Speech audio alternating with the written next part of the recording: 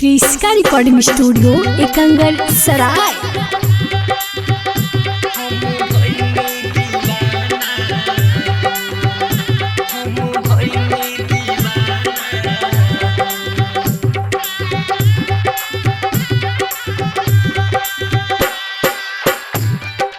Presented by Kriska films. गोरे गोरे रूपवा के हम भइनी दीवाना हो, गोरे गोरे रूपवा के हम भइनी दीवाना हो। कोइनी पर पूजित गोरी काहे कई देलु माना हो, कोइनी पर पूजित गोरी काहे कई देलु माना हो। कोइनी पर पूजित गोरी गोरे गोरे रूपवा के हम भइनी दीवाना हो।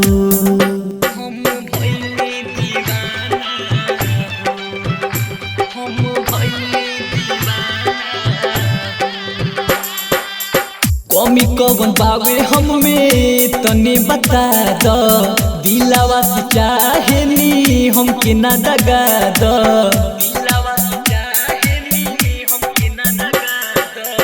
कमी कवन बावे हमें तने बता द, दिलावा से चाहेनी हमके ना दगा द। तोहरे चक्कर में गोरी निक लागे नहीं खाना हो,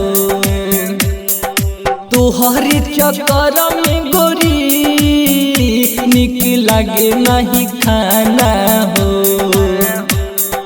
कोइनी पर पूजित गोरी काहे कई देलु माना हो,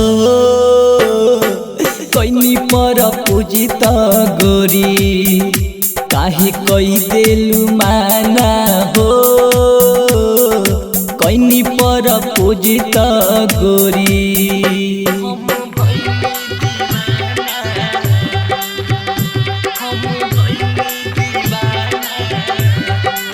क्रिस्का रिकॉर्डिंग स्टूडियो एकंगर सराय।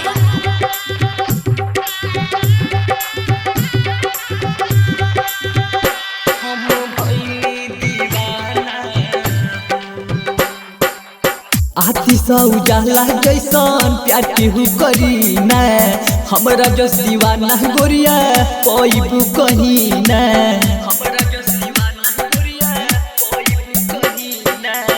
आती सुजाला जैसन प्यार केहू करी ना, हमरा जो दीवाना गोरिया पैबू कही ना। मोहना ही लागल तोहके तू तो भइलु हयवाना हो, मोहना ही लागल तोहके तू तो भइलु हयवाना हो। कोइनी पर पूजित गोरी काहे कई देलु माना हो, कोइनी पर पूजित गोरी काहे कई देलु माना हो। कोइनी पर पूजित गोरी। क्रिस्का रिकॉर्डिंग स्टूडियो एकंगर सराय।